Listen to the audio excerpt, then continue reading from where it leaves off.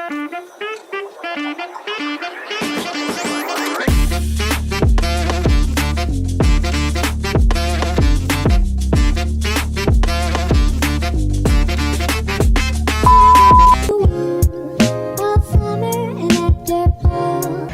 Everyone, আসসালামু আলাইকুম, welcome to my new blog.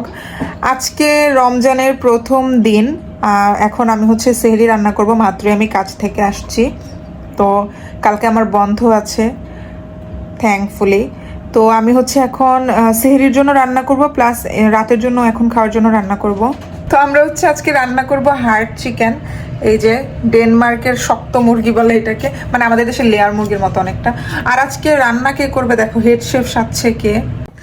এই যে আমি বলছি যে আপনি শুধু অ্যাসিস্ট্যান্ট শেফের কাজটুকু করেন, মানে আপনি শুধু কাটাকুটি করেন, বাকি সব কাজ আমি রান্না বান্না আমি করবো। বলতেছেন না ওই নাকি ওই আজকে রান্না করবে, তো ও হচ্ছে বলতেছে যে ওই আজকে হেড শেফ।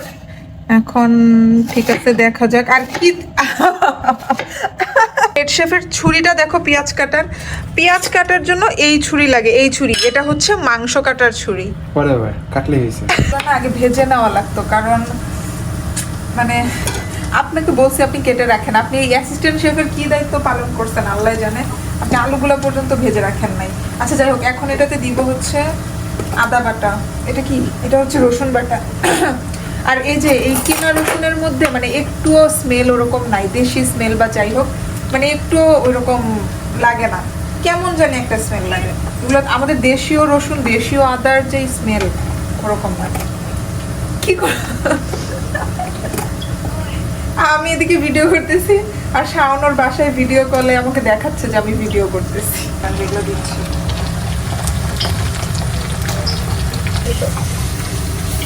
ওরা সব খেয়াল করে শাওনরা, মানে এক সেকেন্ড ভিডিও হচ্ছে বাদ দেয় না, মানে পুরো ভিডিও দেখার আমার তো ভালো লাগে।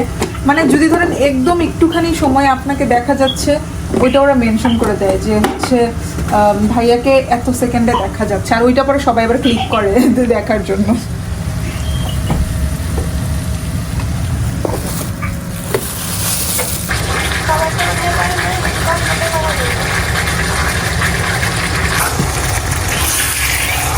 ইনশাল্লাহ টুসানটা দেওয়া হলে লেটেস্ট আইফোন কিনবো, 1 মাসের স্যালারি দিয়ে কিনতে পারতাম, তাই না?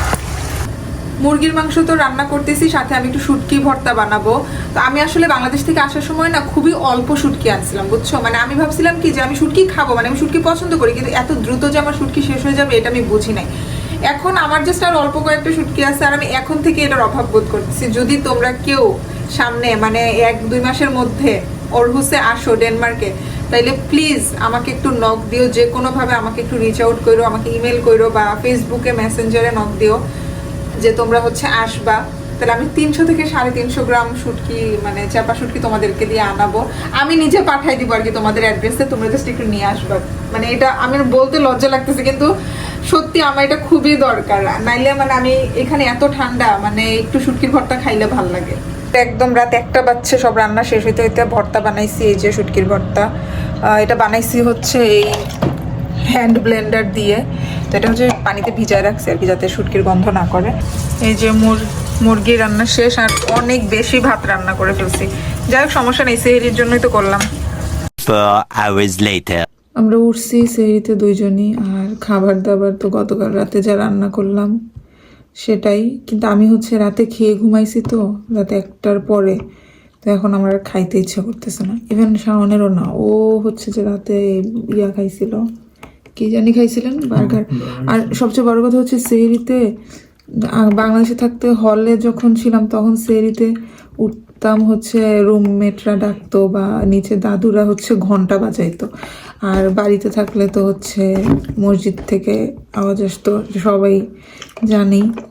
কিন্তু এইবার সেহরিতে মানে ওরকম কিছু মনে হচ্ছে না আমার। না হঠাৎ করে ঘুমের মধ্যে মানে মনে হচ্ছে কি যে যদি ঘুমায় যাই মানে তাইলে হচ্ছে যে আবার উঠবো, মানে কোনো একটা আওয়াজ শুনে, মানে এরকম কোনো নাই। 2টা অ্যালার্ম দিচ্ছি, 2টা অ্যালার্মই শেষ। তো এরপরে উঠার জন্য যে মানে কেউ হচ্ছে যে বাইরে থেকে কোনো আওয়াজ আসবে বা কোনোভাবে আর উঠতে পারবো না। তো এই জন্য মানে এইটা চিন্তা করে মানে আমি আরো উঠে গেছি আর কি। জিলাপি বুড়িনা ছাড়া কোনো মুড়ি হয়? আমার মন বলতেছে শুটকির ভর্তাটা খাই, কিন্তু পেট বলতেছে না। The next day. তো আমি হচ্ছে এই মাত্র ঘুম থেকে উঠছি, বেশি একটা দেরি হয়নি যদিও, বেশি দেরি না বলতে 11:30টার দিকে ঘুম থেকে উঠছি। আমি গতকালকে অনেকগুলো ছোলা ভিজায় রাখছিলাম, তো এই ছোলা হচ্ছে এখন সিদ্ধ করতে দিব। আর আমি সেই সাথে হচ্ছে ডাবলি ভিজাইছিলাম, জানি না এগুলো মটরশুটির মতো হয়ে গেছে কালার।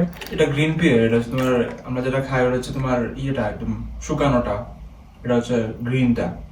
এটা কি মটরশুটি নাকি? এটা কি ওরকম লাগবে কিনা খাইতে আমি জানি না। এটা হচ্ছে সবুজ। রান্না করলে এটার মধ্যে কি আছে ফেস ওয়াশ?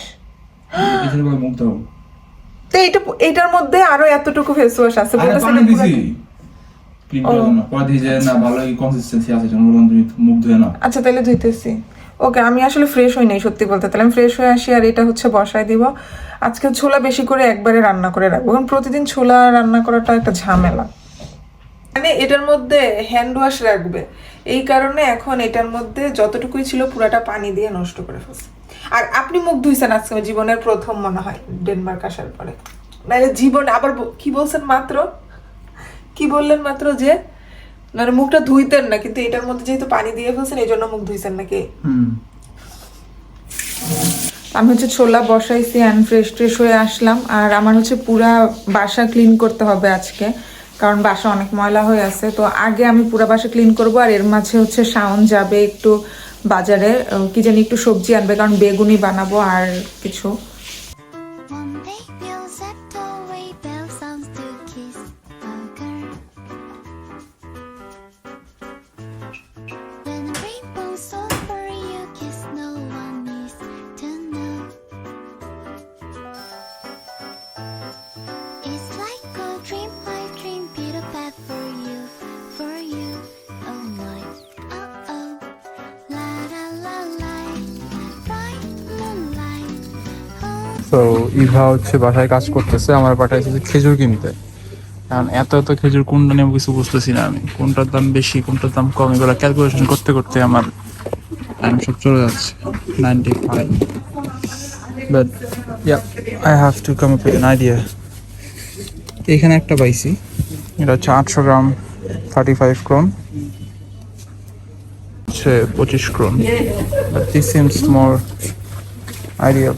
আর এখন না লাগবে হচ্ছে বেগুন শসা।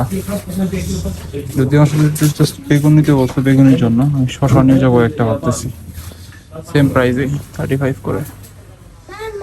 আজকাল ক্লিপ নিতে পারা নাই পেমেন্টের সময়, বাট এই যে খেজুরিটা নিছি। দেন মাঝখান দিয়ে মনে পড়লো যে একটু ধনিয়া পাতা না দরকার, তো 1 আটি ধনিয়া পাতা নিছি। আর কি বলে জুকিনি, আর হচ্ছে জুকিনি না, ওটা শশাই বলা চলে। শশা হচ্ছে বেগুন নিছি মাত্র একটা, কারণ এই যে বাসা থেকে এই কোনায় হচ্ছে এটা হচ্ছে সব। তো আর এখানে বাসা বেশি দূরে না, তো বেশি জিনিস নিয়ে হুদাই ফ্রিজ ভর্তি করার দরকার নেই। ফ্রেশ কিনবো, ফ্রেশ খাবো, এই জন্য আর কি বেশি নেই। Only one that I take from starlight night, singing farthing tonight, and it's gonna be a sleepless night.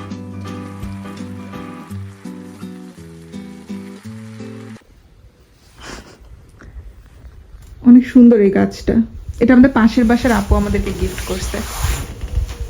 এটার নাম জানি না, নাম কি এটার, কেলা লেখা ওখানে নাকি লেখা জানি।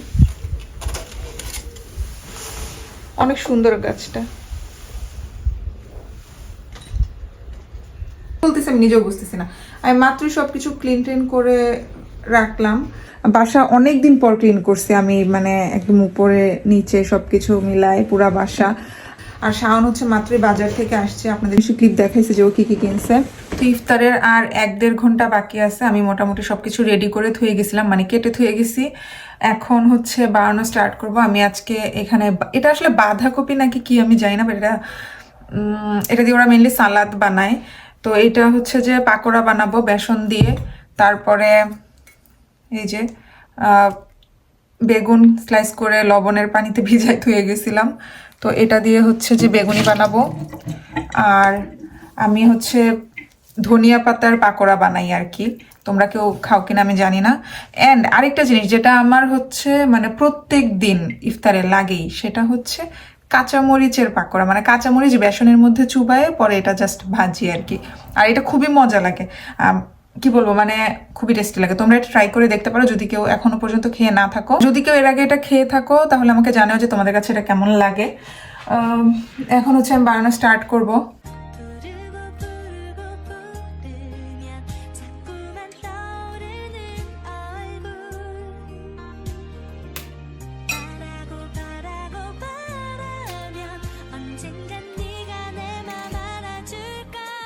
মিক্স করছি ডিম আর অল্প একটু বেসন দিয়ে, আর এটা হচ্ছে বেসনের গোলা যেটার মধ্যে হচ্ছে যে এই বেগুনি আর মরিচ তারপরে হচ্ছে ধনিয়া পাতার পাকোড়া বানাবো।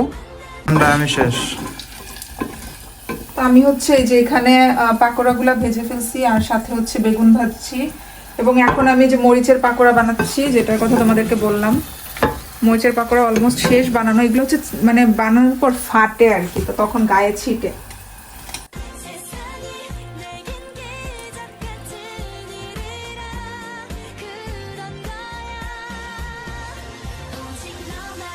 পাশের বাসার আপু দুনিয়ার ইফতার দিয়ে গেছে, কাবাব, অনেক সুন্দর স্মেল। তারপর হচ্ছে আলুর চপ, কি সুন্দর করে বানাইছে, ওয়াও। খেজুর, মানে এখানে সব ধরনের ফ্রুটস, তারপরে মানে কি বলবো, এত কিছু, অনেক কিছু দিছে। এই জন্য আমরা এটা বিছাইলাম, এখন এখানে বসে আমরা ইফতার করবো। অনেক সুন্দর একটা রামাদান ভাইব আসতেছে না এখন? হ্যাঁ, সবকিছু আলহামদুলিল্লাহ রেডি আমাদের ইফতার। আজকে আমাদের প্রথম ইফতার একসাথে দুইজন।